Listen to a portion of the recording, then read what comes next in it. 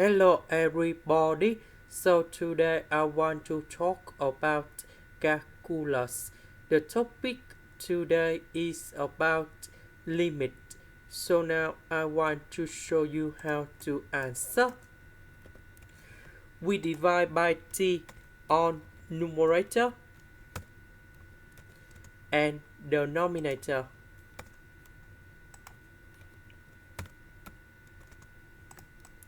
Next, t divided by t, we have number 1.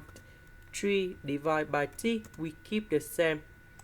About this one, we can put inside the square root, and we have like this.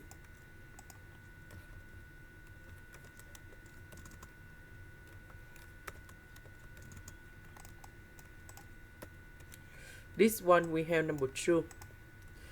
We know that t approaches to positive infinity.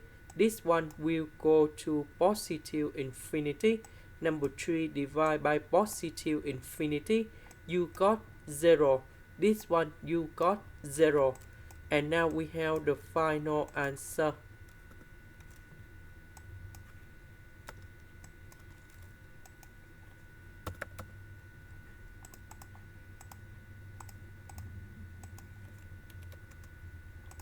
This is the end. Thank you for watching.